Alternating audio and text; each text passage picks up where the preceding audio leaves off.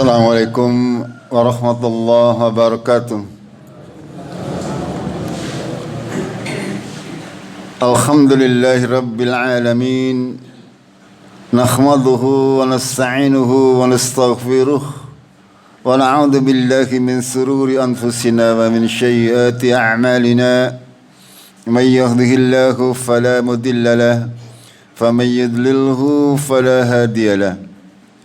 أشهد أن لا إله إلا الله وحده لا شريك له وأشهد أن محمدا عبده ورسوله اللهم صل وسلم وبارك على محمد وعلى آله وعلى أصحابه أجمعين أما بعد قال الله تعالى في كتابه الكريم أعوذ بالله من الشيطان الرجيم يا أيها الذين آمنوا اتقوا الله وقولوا قولا سديدا يصلح لكم أعمالكم ويغفر لكم ذنوبكم ومن يطع الله ورسوله فقد فاز فوزا عظيما.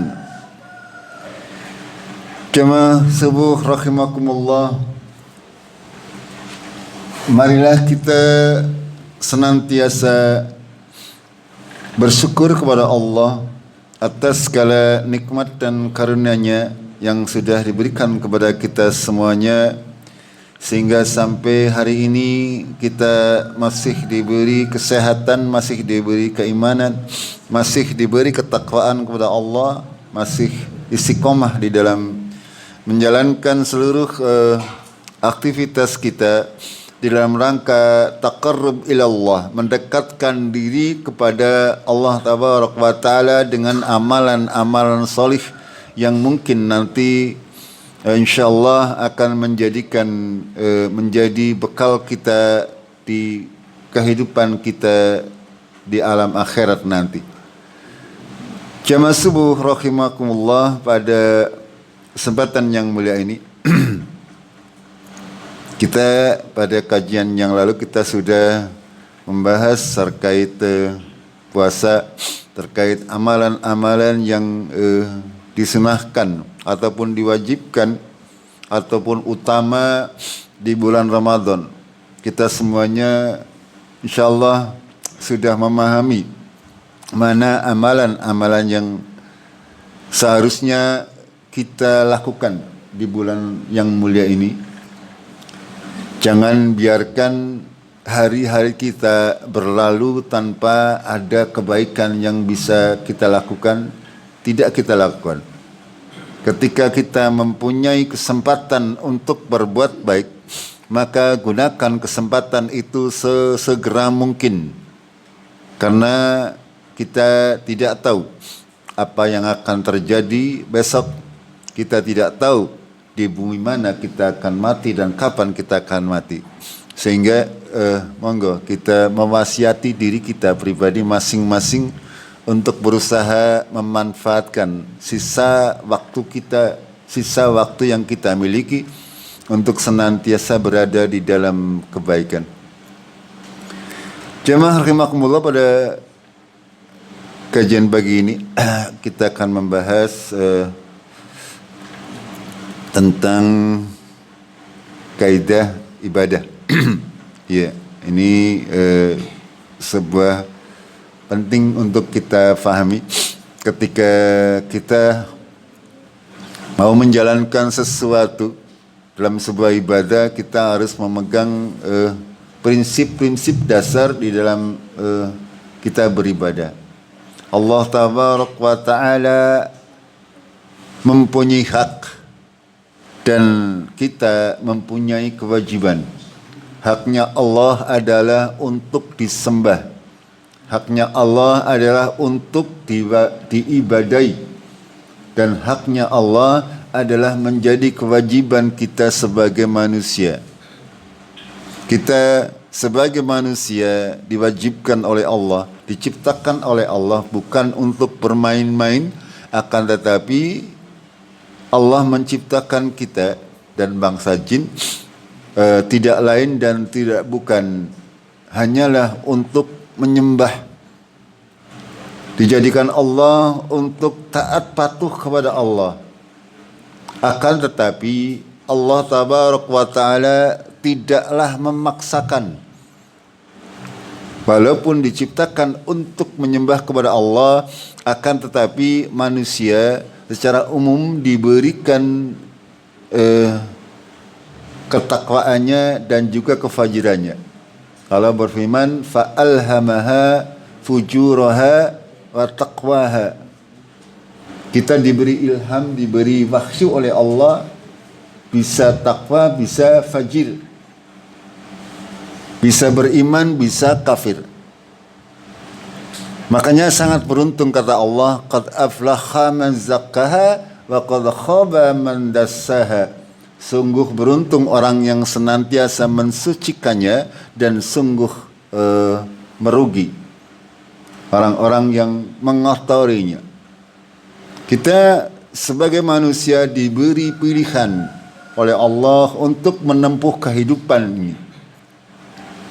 Allah berfirman dalam ayat yang lain, wa man jahada fa innama yujahidu li nafsihi innallaha laghaniyyun 'anil 'alamin. Barang siapa yang jahad, bersungguh-sungguh di dalam beramal, berusaha keras untuk beramal solih, berusaha keras untuk sholat 5 waktu tepat, senantiasa jamaah, senantiasa menjalankan nafilah, itu namanya jahad. Ya. Berpuasa dengan sungguh-sungguh menahan hawa nafsunya, bersungguh-sungguh untuk menafkahkan hartanya di jalan Allah, bersungguh-sungguh untuk berbuat kebaikan di lingkungan masyarakat. Untuk siapa? Untuk dirinya sendiri. Kita harus tanamkan seperti itu. Fa innama, Allah berfirman, fa innama yujahidu li nafsih. Sesungguhnya dia bersungguh-sungguh ini untuk dirinya sendiri. Jangan pernah menganggap kita berjasa kepada Allah. Jangan pernah menganggap. Karena apa? Innallaha laghaniyyun 'anil 'alamin. Sesungguhnya Allah itu maha kaya, tidak membutuhkan sesuatu pun 'anil 'alamin, dari seluruh makhluk yang ada di alam ini. Allah tidak butuh.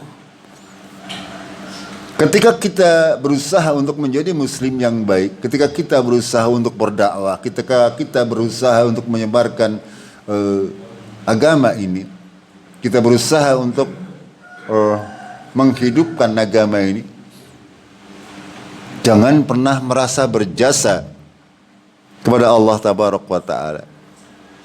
Karena itu semuanya, kalaupun tidak ada orang yang melakukannya, Allah bisa saja melakukan dengan tangannya sendiri. Artinya itu semuanya adalah karena kehendak Allah tabaraka wa taala, bukan karena kita, ya, bukan karena usaha kita sehingga kita bisa menjalankan semua kebaikan-kebaikan. Makanya Allah memberikan kita tuntunan di dalam melakukan ibadah. Allah tidak butuh untuk diibadahi, tidak butuh. Ya, kita yang butuh untuk beribadah. Sekalipun, ya, walaupun orang satu RW tidak ada yang salat misalnya, tidak akan mengurangi kebesaran agama Allah. Kalaupun masjid ini kosong, tidak ada yang jamaah, itu juga Allah tidak rugi. Ini yang harus kita tanamkan. Sehingga jangan merasa suci, jangan merasa besar, jangan merasa saya sudah berjasa. Ya. Kadang ada orang seperti itu, kie masjid kie ngerlang kanyong toli ora. Gina bosan. Ya. Kadang ada kita manusia-manusia punya perasaan seperti itu. Yo syukur baik kae anan yang dadi masjidnya apik, misalnya seperti itu. Ya. Jangan pernah merasa seperti itu. Allah tidak butuh kita, sekali lagi. Kalaulah Allah menghendaki, ya, semuanya akan dijadikan beriman kepada Allah. Itu bisa saja Allah Tabaraka wa Ta'ala menggugah hati kita, ya, untuk menjadi orang yang benar-benar beriman, menjalankan seluruh syariat agama Allah, menafkahkan hartanya di jalan Allah semuanya. Akan tetapi Allah berkehendak sesuai dengan kadrat dan iradahnya, sesuai dengan ketentuannya. Kita bersyukur berada di antara hamba-hambanya yang beriman. Allah berfirman, "Laisa 'alaika hudahum, walakinallaha yahdi may yasha." Bukan urusanmu di dalam masalah ibadah. Akan tapi Allah lah yang memberi petunjuk kepada siapa yang dikehendakinya. Ketika kita memberikan pelajaran-pelajaran, pengajaran-pengajaran, kita hanya menyampaikan apa-apa yang datang dari Allah dan Rasul-Nya. Ketika itu diterima oleh masyarakat ataupun oleh orang yang kita dakwai, itu semuanya sekali lagi hanya karena Allah membukakan pintu hatinya, bukan karena faktor manusianya. Kita sebagai manusia diberi hati oleh Allah. Semakin bersih hati kita, akan semakin mudah untuk menerima kebenaran yang datang dari Allah dan Rasul-Nya. Allah berfirman, "Fa imma ya'tiyannakum minni hudan faman taba'a hudaya fala yadillu wala yashqa." Maka jika datang kepadamu dariku, kata Allah, hudan, petunjuk, yaitu Al-Quranul Karim, petunjuk yaitu bayyinah, penjelasan terhadap Al-Quran, yaitu hadis-hadis Rasulullah sallallahu alaihi wasallam yang sahih. Ketika Allah menyatakan hudan, itu berarti maknanya seperti itu. Petunjuk. Petunjuk itu ada di dalam Al-Quran. Al-Quran tidaklah mungkin bisa kita fahami tanpa kita memahami hadis-hadis Rasulullah sallallahu alaihi wasallam. Barang siapa yang mengikuti petunjukku, kata Allah, maka dia tidak akan tersesat dan tidak akan celaka selama-lamanya. Quran surat Taha. Dan juga dalam surat Al-Baqarah, ya, Allah juga berfirman, "Fa imma ya'tiyannakum minni hudan wa man tabi'a hudaya fala khaufun 'alaihim wa lahum yahzanun." Siapa yang mengikuti petunjukku, maka bagi mereka tidak ada ketakutan dan tidak juga bersedih hati. Artinya ketika kita mengikuti apa-apa yang diperintahkan oleh Allah dan Rasul-Nya, maka kita pasti akan mendapatkan kebahagiaan, pasti akan mendapatkan kemudahan-kemudahan, pasti akan mendapatkan keberkahan dari Allah Tabaraka wa Ta'ala. Karena Allah mengetahui apa-apa yang terbaik, apa-apa yang terbaik untuk kita. Kenapa Allah harus mengutus para rasul? Kenapa Allah harus menurunkan kitab? Itu semuanya kehendak Allah Tabaraka wa Ta'ala, agar supaya kita mendapatkan petunjuk bagaimana caranya kita menjalani kehidupan. Dan dalam surat Jum'ah Allah berfirman, "Wallazi ba'asa fil ummiyina rasulan minhum yatlu alaihim ayatihi wa yuzakkihim wa yu'allimuhumul kitab wal hikmah wa in kanu min qablu lafi dhalalim mubin." Dialah Allah yang sudah mengutus pada kaum yang ummi, kata Allah, seorang rasul di antara mereka yang membacakan kepada mereka ayat-ayatnya dan mensucikan mereka dan mengajarkan kepada mereka hikmah, Alkitab dan Al-Hikmah. Dan sesungguhnya mereka sebelumnya berada dalam kesesatan yang nyata. Jamaah rahimakumullah, ketika kita mendapati hal ini, Allah memberikan kita sebuah petunjuk yang terang benderang, agar supaya kita mengikutinya sesuai dengan yang diturunkan oleh Allah Tabaraka wa Ta'ala.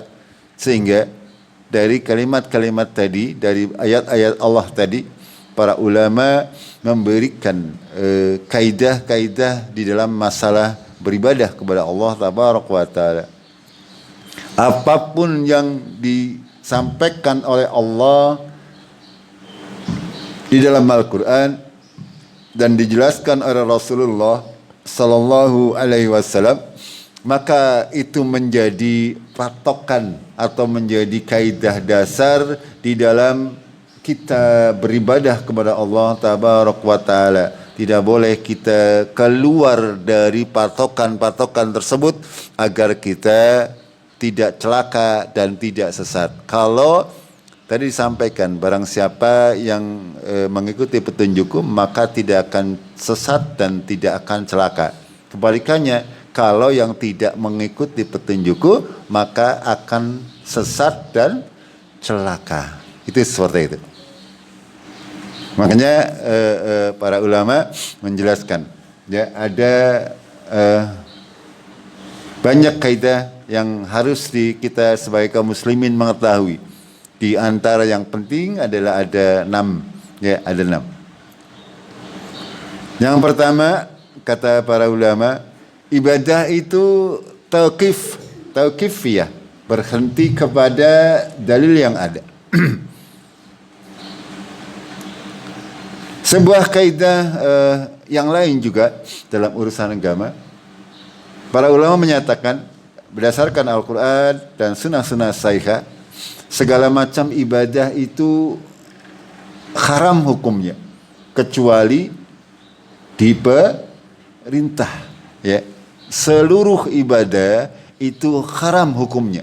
Hukum awalnya adalah haram, tidak boleh dilakukan kecuali ada perintahnya di dalam Al-Quran maupun as-sunnah. Kebalikannya untuk masalah duniawiyah, ya, untuk perkara amalia adalah hukumnya halal, hukumnya boleh semuanya, kecuali ada dalil yang melarangnya.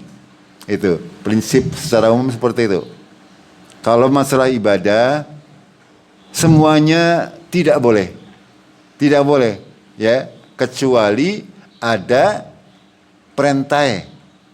Kalau untuk amal duniawi, kalau untuk kegiatan dunia semuanya boleh dilakukan, silakan dilakukan, asal tidak bertentangan atau tidak ada larangan dari Allah Tabaraka wa Ta'ala. Itu.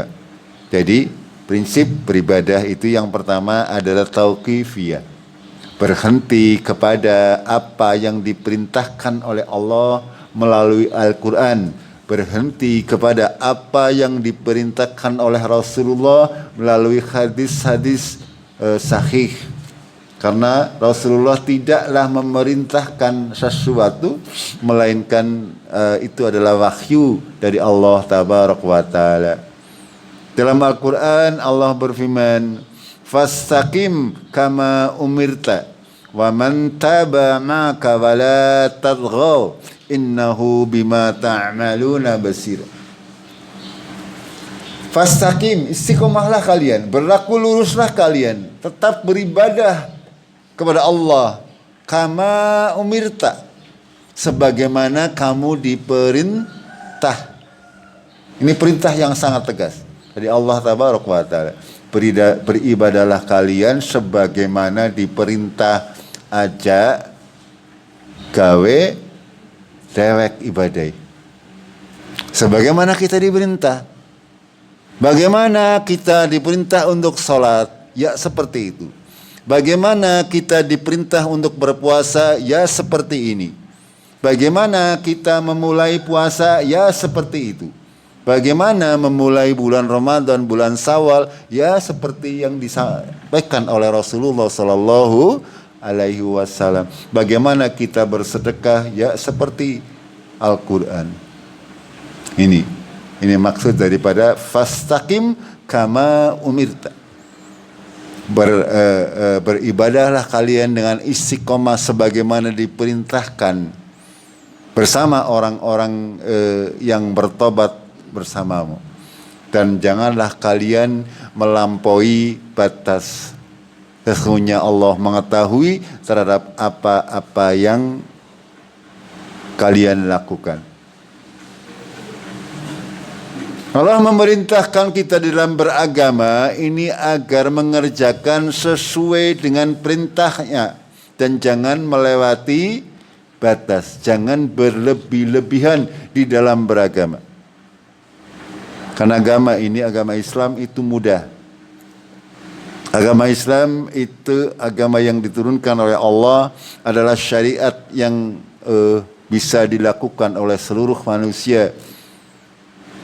Tidak memberatkan sama sekali. Makanya Allah Tabaraka wa Ta'ala menyatakan wala tatghaw. Janganlah kalian melampaui batas. Kalau sudah melampaui batas pasti akan memberatkan. Ketika memberatkan maka orang akan lari dari agama ini. Sehingga kita semuanya harus menjalankan ibadah ini benar-benar berdasarkan apa yang diperintah oleh Allah Tabaraka wa Ta'ala. Segala yang diperintah oleh Allah pasti sudah dengan kadar yang sudah sesuai dengan apa yang bisa kita lakukan, sesuai dengan akal kita, sesuai dengan kemampuan kita, sesuai dengan kondisi kita. Sehingga kita hanya menjalankan, benar-benar hanya menjalankan sebagaimana diperintah oleh Allah Tabaraka wa Ta'ala. Jangan melebih-lebihkan, jangan mengurangi. Itu. Baik itu yang berlebih-lebihan maupun yang mengurangi, itu namanya melampaui batas. Ada batas, ada jalan, ya. Di atasnya itu yang berlebih-lebihan, di bawahnya juga yang mengurangi. Itu semuanya adalah yang melampaui batas. Jamaah rahimakumullah.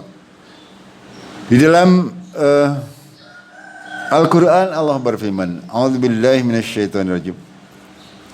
Am kuntum syuhada'a idza wassakumullahu bihada faman adlamu mimman iftara 'ala Allahi kadiban liyudillan nasa bighairi ilm innallaha la yahdil qawmad dzalimin.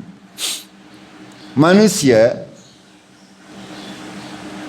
kadang mereka membuat aturan-aturan yang mengatasnamakan Allah, sehingga ya ada aturan yang kadang tidak sesuai dengan apa yang diperintahkan oleh Allah Tabaraka wa Ta'ala. Ada di sebagian belahan dunia yang mengatakan sapi itu haram. Hanya dengan Pak Nasim anggar keweruan nyembelih sapi nang India. Karena apa? Karena dianggap sebagai Tuhan. Ya, sapi dianggap sebagai Gusti Allah atau dewa. Ini. Padahal Allah tidak menurunkan. Padahal kalau kita pikir-pikir hubungan dengan suratul Baqarah rada ada kesinambungan, penyambungan. Ya dahulu zaman Nabi Musa itu ada namanya orang yang bernama Samiri. Samiri itu menciptakan sebuah patung sapi betina dari emas. Ya karena ada kerongkongannya sehingga bisa bersuara. Seolah-olah bisa mengeluarkan suara. Sehingga orang Bani Israel itu sebagian ada yang tersesat zaman Nabi Musa.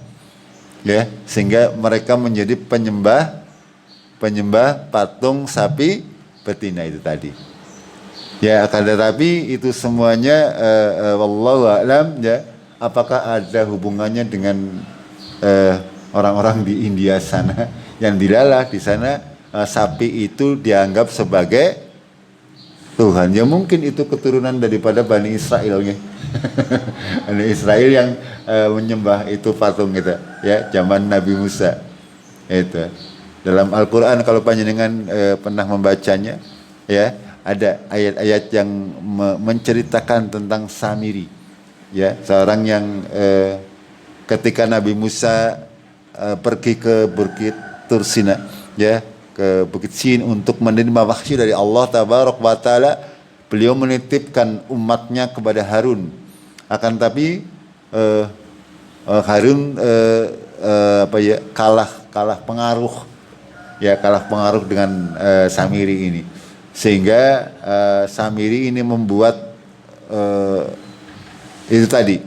patung dari emas yang berwujud sapi ya.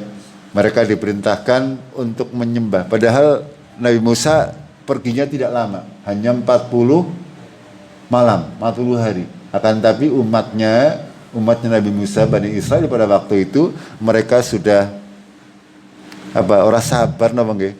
Ya, digambarkan oleh Allah Tabaraka wa Ta'ala. Tembe ditinggal 40 dina bae wis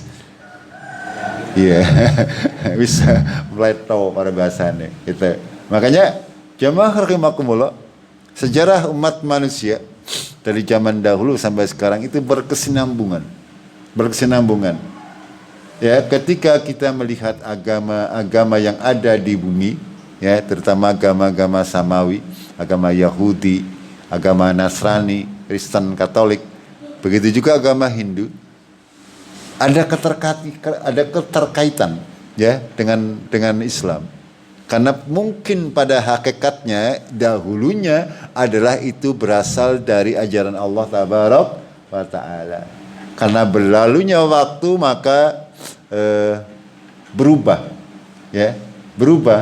Orang tidak lagi beribadah sebagaimana diperintah, akan tetapi mereka membuat variasi dalam beribadah, sehingga semakin jauh dari yang diperintahkan.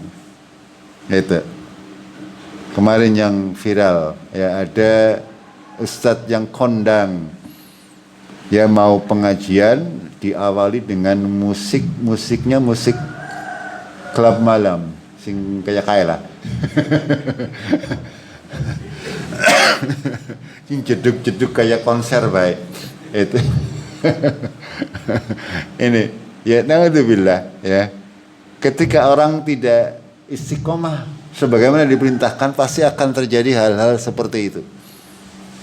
Kalau kita tidak istiqomah dengan apa-apa yang diperintah oleh Allah, maka kita akan celaka dan tersesat. Semakin lama semakin jauh dari yang diperintah. Ini kuncinya. Makanya Rasulullah SAW, para sahabat, para tabiin, para tabiin, para ulama salaf senantiasa berusaha menjaga kemurnian Al-Quran dan As-Sunnah, mengembalikan kaum muslimin kepada agamanya, berusaha untuk membentengi kaum muslimin dari pemahaman yang keliru. Sekecil apapun, ketika kita melangkai apa yang sudah diperintah oleh Rasulullah, oleh Allah dan Rasulnya, itu adalah bentuk kesombongan dari kita. Ya, contoh dalam suatu perjalanan Fathu Mekah, Rasulullah ketika sampai dalam keadaan puasa, ya, digambarkan oleh Rasulullah dalam surat pendek yang biasa kita baca, idza jaa nasrullahi wal fath wa ra'aitan nasa yadkhuluna fi dinillahi afwajam fasabbih bihamdi rabbika wastaghfirhu innahu kana tawwaba.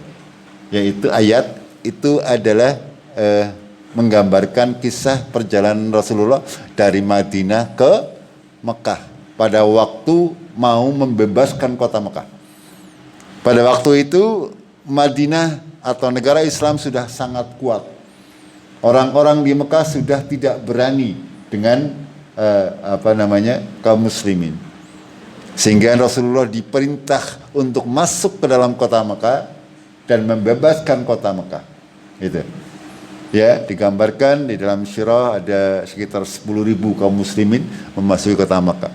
Dan ketika sampai kepada suatu tempat, ya, Rasulullah ketika itu berpuasa, bulan puasa, memegang segelas air, ya. Lalu beliau meminumnya, lagi berpuasa tapi beliau minumnya. Artinya mencontohkan kepada umatnya untuk berbuka. Akan tetapi sebagian dari orang-orang yang mengikuti beliau ada yang tidak mau berbuka. Ya, ini. Apa kata Rasulullah? Sungguh mereka orang yang durhaka, 2 kali mengatakan. Ini apa maknanya? Ketika Rasulullah Sallallahu Alaihi Wasallam memerintahkan segala sesuatu, kita wajib sami'na wa ata'na. Dalam segala macam urusan ibadah, yang kecil saja seperti itu. Ya, Rasulullah memerintahkan kaum muslimin ketika mau masuk ke Mekah untuk berbuka semuanya sebenarnya dengan mencontohkan mengambil segelas air lalu minum. Akan tetapi di antara para pengikut Rasulullah pada waktu itu, ya, ada sebagian yang tidak mau mencontoh Rasulullah Sallallahu Alaihi Wasallam. Kata Rasulullah, mereka adalah orang yang durhaka. 2 kali mengatakan, menandaskan. Kenapa? Kalau di dalam hadis Rasulullah, kalau ada kalimat-kalimat yang diulang-ulang oleh Rasulullah, berarti menandaskan agar supaya mendapat perhatian kepada kita. Jangan sampai kita melakukan yang seperti yang dilakukan oleh orang-orang tersebut, yaitu durhaka kepada perintah Rasulullah Sallallahu Alaihi Wasallam. Itu. Ini prinsip ini, akidah ini harus dimiliki oleh kita kaum muslimin. Jangan sampai kita menyalahi Rasulullah gara-gara yang mungkin orang kepenak, gara-gara mengikuti organisasinya, gara-gara mengikuti apalah, ya. Semuanya itu tidak boleh kita lakukan. Ya, yang harus kita perhatikan adalah bagaimana kita menjalankannya sesuai Al-Quran dan As-Sunnah. Kita tidak peduli dengan pendapat orang. Kita tidak membutuhkan dengan pendapat organisasi. Kita tidak membutuhkan dengan pendapat orang-orang yang bertentangan dengan Al-Quran dan As-Sunnah. Walaupun kita bersendirian. Itu seperti itu. Ya, karena sekali lagi, kalau kita tidak mengikuti sunnah-sunnah Rasulullah, kita akan menjadi orang-orang yang durhaka. Tidak mengikuti apa-apa yang diperintah oleh Allah dan Rasulnya. Agama ini milik siapa? Ya, kalau semua orang boleh membuat aturan agama, ya kacau. Ini betul. Nggak bisa-bisa sholatnya beda-beda nggih. Sholatnya RT 3 karo RT 4 beda. Puasanya RT 2 3 4 beda-beda. Karena KB nggak ada aturan sendiri itu. Ini makanya monggo Fastaqim kama umirta. Kuncinya itu istiqomah sebagaimana kalian diperintah dalam hal ibadah. Sebagaimana diperintah. Kalau diperintah ya kita lakukan. Kalau tidak diperintah ya tidak usah kita lakukan. Jamaah rahimakumullah, ini kaidah yang pertama, insyaallah kita teruskan besok ya. Dan untuk hari Sabtu dan Ahad saya izin ke RT 2 nggih Melas orang Tidiki. Nang kene ya monggo Pak Masjid napa yang lain monggo Pak Karim ya berlatih. Ya besok saya sehari lagi insyaallah meneruskan ini, menyelesaikan masalah kaidah ibadah. Kita akhiri dengan kafaratul majlis. Subhanakallahumma bihamdik asyhadu an la ilaha illa anta astaghfiruka wa atubu ilaik. Billahi taufiq wal hidayah. Assalamualaikum warahmatullahi wabarakatuh.